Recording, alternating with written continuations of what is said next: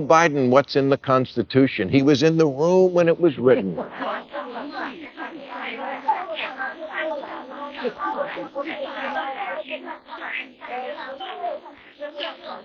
I'm sure The Rock is a good guy and a bright guy. And that is not enough. Not enough.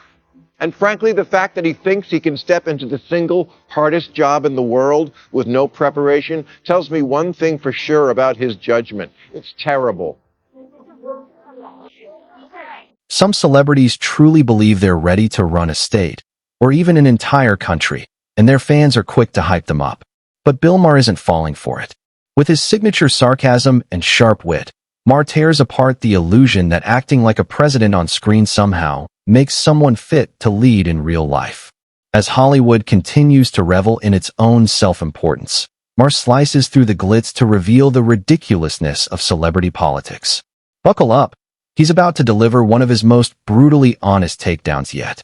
Celebrities running for high office is a recurring nightmare we cannot seem to shake. The Rock, Caitlyn Jenner, Matthew McConaughey, Randy Quaid, they all have suggested lately that when it comes to running the country, they have what it takes. And they do. Malignant narcissism.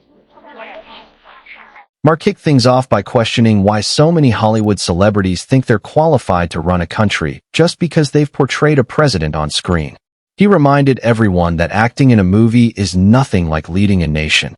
It's a scripted fantasy where every emotion, line, and reaction is carefully crafted to look flawless. In the real world, there are no retakes, no lighting crews to make your mistakes look dramatic, and no applause when policies fail. Maher's jab perfectly exposed Hollywood's inflated sense of self-importance, the delusion that fame somehow equals wisdom. It's easy to deliver heroic lines about saving the world, but it's a whole different story to actually know how to do it. Jenner is a nice person, but as California governor, she would be in charge of the world's fifth largest economy, based on her qualifications of being a background character in a reality show not about her.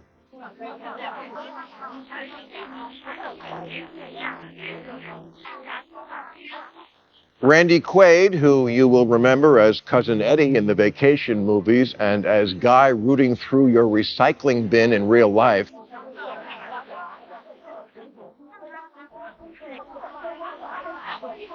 also says he might want to run our state. When did governing become the safety school for when the guest spots on Chicago Fire dry up? Maher didn't pull any punches when it came to Caitlyn Jenner. He argued that Jenner's inability to stay relevant even within her own family's reality show says a lot about her supposed leadership skills. If you can't command respect or attention in your own home or your own show, how can anyone trust you to run a state, let alone a country? Maher's criticism went beyond Jenner. It was a sharp commentary on the broader illusion of celebrity power. He extended the same point to Dennis Quaid, questioning why actors who can't even dominate their own industry suddenly believe they can handle the messy reality of politics. For Maher, fame and governance are worlds apart, and Hollywood just keeps proving him right. Lowest rung of celebrity. Rock stars, movie stars, TV stars, Dancing with the Stars, magicians, congressmen. Governing is a difficult, nuanced job with people's lives and livelihoods at stake. Perhaps you've noticed that things in America have been a little different these last 5 months. That's because there are people back in charge who spent their formative years not on a soundstage, but studying the stuff you need to know to be effective on the world stage. Maher is absolutely right.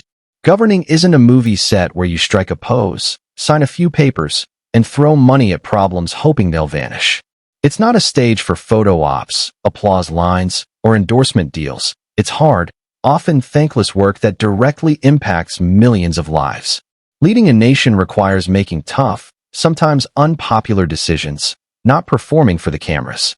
Too many politicians, especially those with Hollywood roots, forget that leadership is about responsibility, not image. Maher drives home the point that politics isn't about ratings or followers. There are no scripts, no second takes, and no makeup artists to cover up the fallout of real-world mistakes. He is, I'm sure, also a lovely person, but when he says he's considering a run for governor in Texas, I must say that is not all right, all right, all right.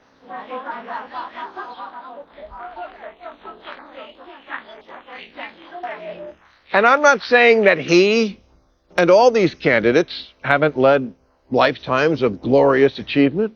The Rock proved once and for all that weightlifters can drive.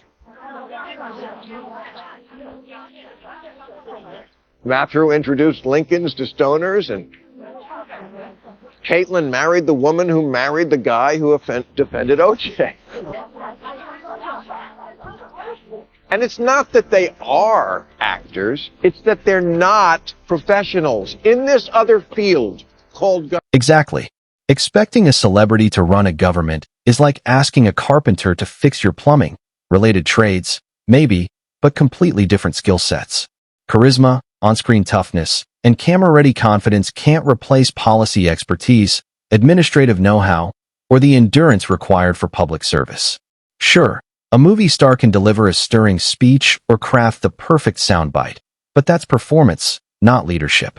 Even the most well-meaning celebrity will eventually run headfirst into the gritty realities of governance. Budget crises, diplomatic tightropes, and bureaucratic pushback that no script can prepare them for. Fans may idolize fame and point to rare cases like Arnold Schwarzenegger as proof that celebrities can govern, but exceptions don't change the rule. For every famous figure who appears to make the leap successfully, countless others stumble. Maher's point stands strong. Running a nation demands discipline, deep knowledge, humility, and respect for institutions, not applause, image, or star power.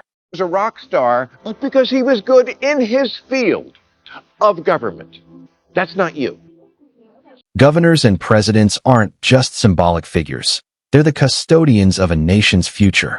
They need a solid grasp of how government functions, from finance and economics to security and international relations. Without that foundation, leadership risks becoming a global joke. Maher's point isn't that celebrities should never enter politics, but that ambition must be backed by preparation. If a celebrity genuinely wants to lead, they should first invest time in understanding how governance works, studying policies, and recognizing the true weight of their decisions. Running a country isn't a reality show or a PR stunt. It's a monumental responsibility that demands intellect, discipline, and humility. Fame might open the door, but only knowledge and competence can keep it open. Responsible for our nuclear weapons. What does the 14th Amendment say? Who's the Prime Minister of India? In the event of another nuclear standoff with Russia or China, describe Kennedy's strategy that got us out of the Cuban Missile Crisis. Governing is not a job you can pick up on the afternoon of the inauguration. You can't learn it on the fly. You can't fix it in post.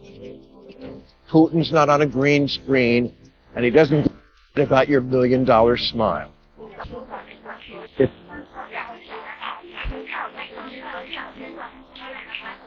If he tells you at a summit that he'd like to take Belarus now, you have to know that's a country and not his lunch order.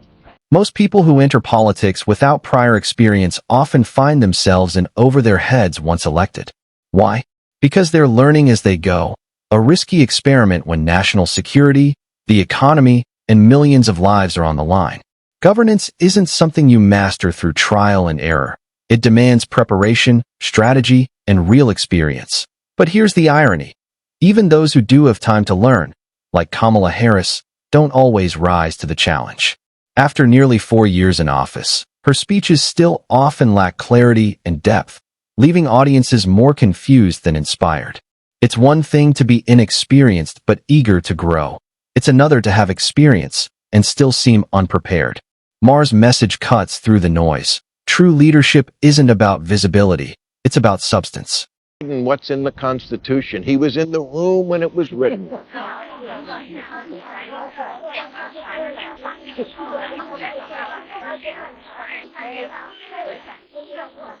I'm sure The Rock is a good guy and a bright guy. And that is not enough. Not enough. And frankly, the fact that he thinks he can step into the single hardest job in the world with no preparation tells me one thing for sure about his judgment. It's terrible. Here, Maher brings up presidents from his own preferred party, the Democrats, but my take on their actual performance is quite different. Take Joe Biden, for example. His border policy turned out to be one of the weakest in recent history, triggering a record surge in illegal crossings. Over 1 million encounters in just one fiscal year. That failure left behind a massive border crisis for his successor to handle. The economy under Biden wasn't much stronger either. Inflation skyrocketed to over 9% in 2022, the highest in 40 years, eroding real wages and driving up the cost of everyday living. Gas prices soared, mortgage rates climbed, and grocery bills became crushing for working families. Yes, the administration boasted job growth, but it was overshadowed by ballooning debt, shrinking savings, and a growing sense that the American dream was slipping further out of reach.